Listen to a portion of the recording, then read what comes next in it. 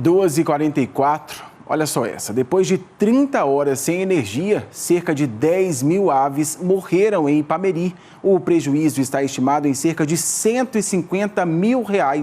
Vamos conversar então com o Jonathan Moreira, vai contar como tudo isso aconteceu.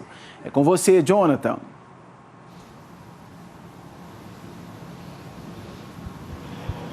Tiago, pensa só nessa barra que esse produtor rural de Ipameri está enfrentando nesse momento, inclusive. Ontem, por volta das 7 da manhã, a energia acabou lá na propriedade onde ele tem uma granja e cria frangos. O que ele fez? Ligou para a Enel. Enel, vem resolver minha situação aqui, estou sem energia, a situação está complicada. Normalmente, uma granja ela tem um gerador que funciona para suprir a falta de energia. Só que, naturalmente, esse gerador não funciona eternamente. Chega um momento que ele para. E os frangos são aves sensíveis e, por esse motivo, vem morrendo a cada hora. O gerador parou, já vão fazer quase 30 horas que está sem energia. A Enel disse para o produtor que está lá no local, está trabalhando, mas energia que é bom é nada. O seu Wilson, produtor rural, gravou um vídeo para a gente contando essa situação. Vamos acompanhar. E hoje mesmo morreu aqui uma mortalidade altíssima e a gente fica aqui sem saber o que fazer. O gerador não deu conta de sustentar o tamanho, o trabalho, a carga. O que aconteceu?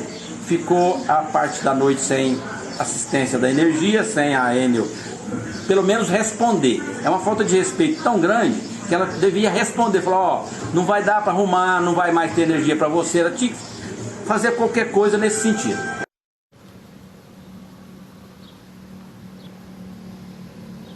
Tá aí a indignação do seu Wilson, produtor rural que trabalha com frangos lá em Ipameri.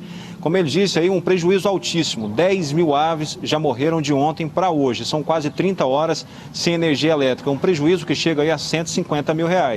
E essa não é a primeira vez que isso acontece lá em Ipameri, não. Esse mesmo produtor teve aí um prejuízo na casa dos R$100 mil há pouco tempo. Nós entramos em contato, viu, seu Wilson, com a Enel. Ela disse que os técnicos estão trabalhando nessa rede que atende o senhor aí em Ipameri, estão trabalhando para recuperar. E tudo aconteceu por causa de uma forte chuva que caiu na região. Os técnicos encontraram trechos destruídos, fios partidos, cabos trançados e árvores na rede, o que acaba dificultando muito. A distribuidora disse ainda que está trabalhando sem parar para restabelecer o quanto antes a energia para esse produtor rural lá de Ipameri. E assim a gente espera, a gente torce e, claro, acompanha. Tiago. Com toda certeza. Obrigado por sua participação, Jonathan. Ainda nesse assunto de campo, foi encontrada a presença da ferrugem asiática em folhas de soja em uma fazenda de Montevidéu, ali na região sudoeste de Goiás. Essa é a doença que muito preocupa os produtores. Foi no laboratório do Sindicato Rural de Rio Verde que foi confirmado. A ferrugem asiática está entre nós. O produtor responsável pela área trouxe a amostra para nós avaliamos folha por folha e foi detectado o foco. O foco ainda estava no estágio inicial, não estava muito avançado. A doença preocupa os produtores porque no passado causou perdas de até 50% na produção das lavouras de soja do estado. O primeiro caso confirmado na região sudoeste em 2021 veio da fazenda do seu Oscar Durigan. A ferrugem asiática foi detectada nesse espaço de soja Sentinela, uma área que é plantada justamente para detectar essa presença. Aqui, por exemplo, não é feita a aplicação de fungicidas. Por isso, se a doença chegar, ataca primeiro esse espaço mais vulnerável. E aí acende um alerta para os produtores de toda a região, que podem começar um trabalho de combate mais rigoroso no restante das lavouras. O clima ela já deu as condições, o laboratório já comprovou, né? Ela foi uma pústula que foi achada, mas ela está aí, o clima está aí. Então, daqui para frente, o rigor nosso e dos produtores é cuidar das lavouras. O laboratório de Rio Verde costuma analisar cerca de 2 mil amostras por safra. Só que até o início de 2021, menos de 200 foram examinadas. O serviço é de graça e pode evitar grandes prejuízos aos produtores. O produtor precisa colete suas amostras, seus talhão, marque seus talhão, leve lá no sindicato. As meninas lá têm o laboratório, tá lá para ver isso. E você sabe, você vai estar sabendo se a sua condição dentro da sua lavoura está sendo perfeita. Anápolis começa 2021 com quase 400 mortes por Covid-19. Vamos atualizar então, saber como está essa situação na terceira maior cidade do estado. O Bruno Mendes está de volta aqui com a gente e vai falar sobre a quantidade de casos e mortes, porque me parece que tudo continua subindo, não é isso, Bruno?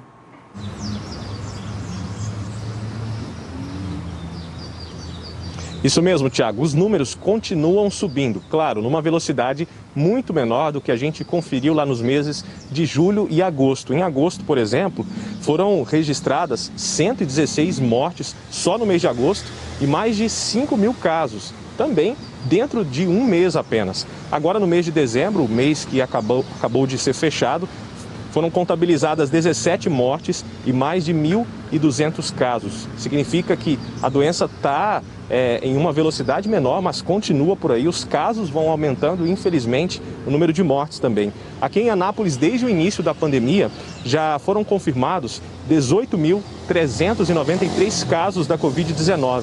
399 pessoas perderam a vida. A gente está à beira, então, de chegar a 400 mortes. Lembrando, todos esses dados estão disponíveis no portal Covid aqui da cidade de Anápolis. É um número público.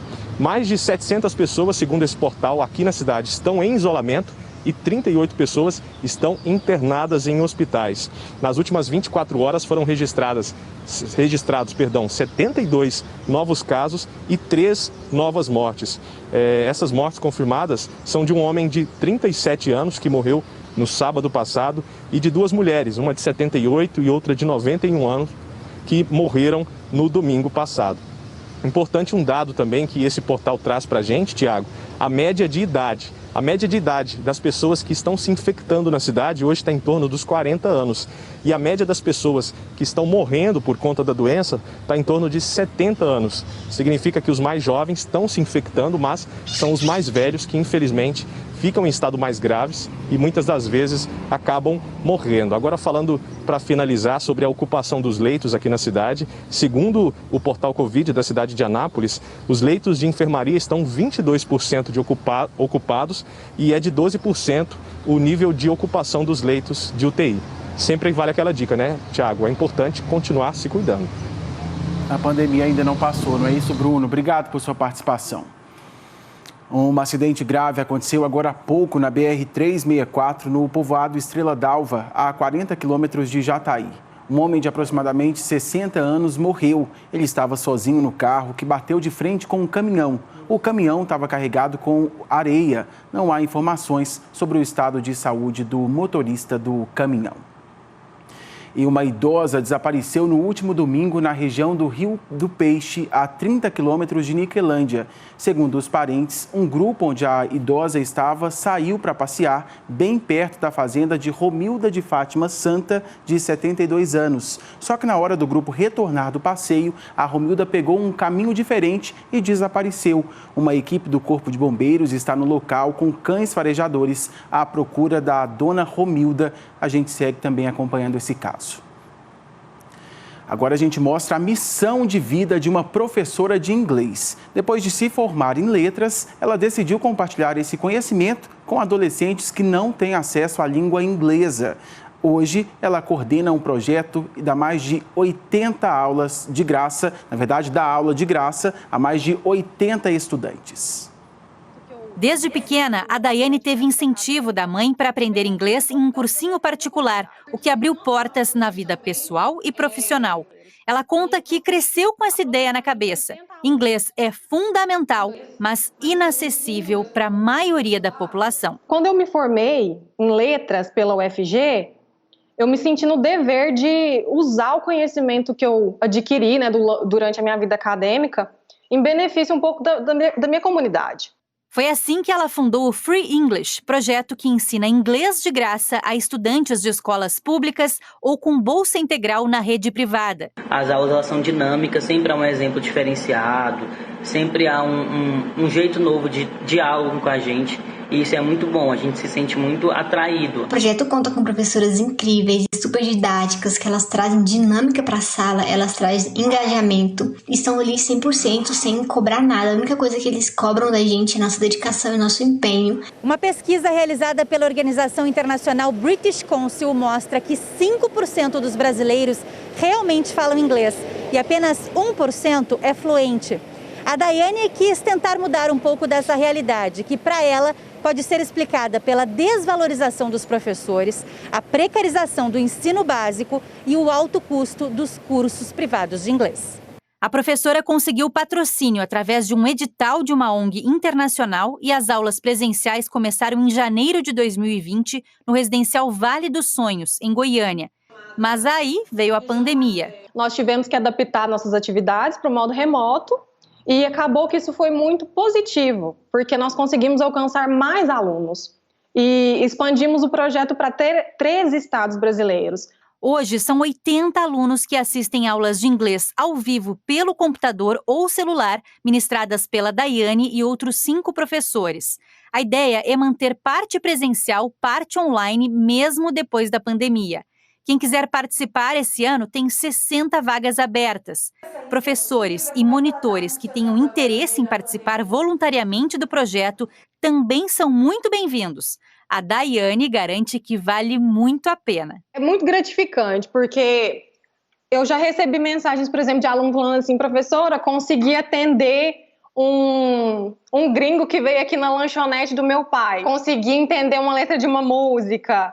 Ou então, nossa, professora, eu estou esperando chegar só a aula porque eu estou ansiosa para aprender isso aqui. Legal, né? Quem ficou interessado pode procurar o perfil do projeto nas redes sociais. É o Fresh English.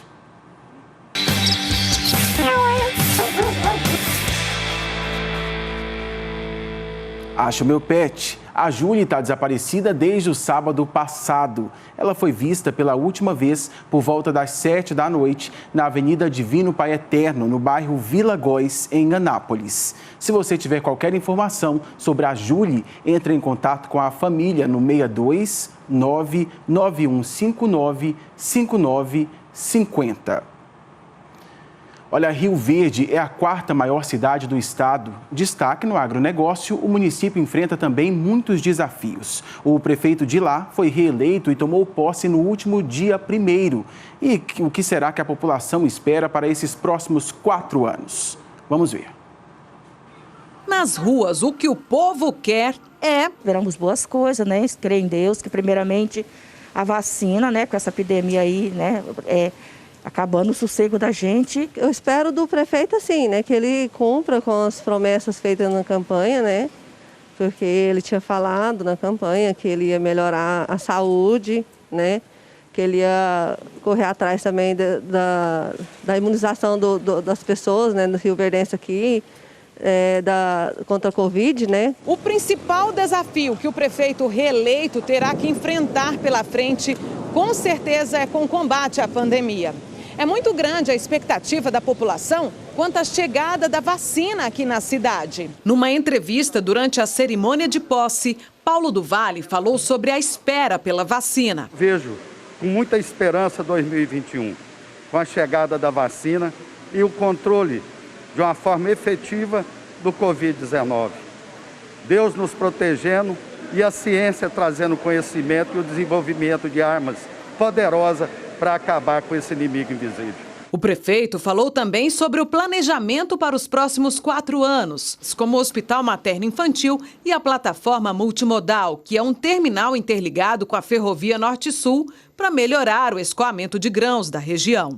Para o presidente da Associação Comercial e Industrial de Rio Verde, investimentos que valorizam a capacidade do município no agronegócio influenciam positivamente também no comércio da cidade. Nós esperamos que o ano de 2021 seja um ano de retomada, de retomada da economia, do desenvolvimento. E para isso nós esperamos dos novos gestores, do prefeito reeleito principalmente, que olhe pelo comércio, que olhe pelo empresariado em geral, porque o fortalecimento do empresário é o fortalecimento da economia da nossa cidade. Paulo do Vale está no 2º mandato, tem 61 anos, é médico e já foi secretário de Saúde de Rio Verde. Foi reeleito com mais de 45.580 votos. O vice é Danilo da Cunha Pereira, ex-chefe de gabinete do prefeito. Eu já vinha desempenhando essa função de articulação política e pretendo continuar atuando mais na política enquanto o prefeito é mais administrador. Para o Danilo, que é morador de Rio Verde, o prefeito ainda tem muito o que fazer. Eu acho que precisa melhorar mais ainda e eu acho que ele tem potencial para melhorar essa cidade, que é uma cidade muito boa, que é destaque nacional, entendeu? Aí assim que é importante. O trabalho dele é continuar fazendo o que está fazendo com melhorias cada vez mais.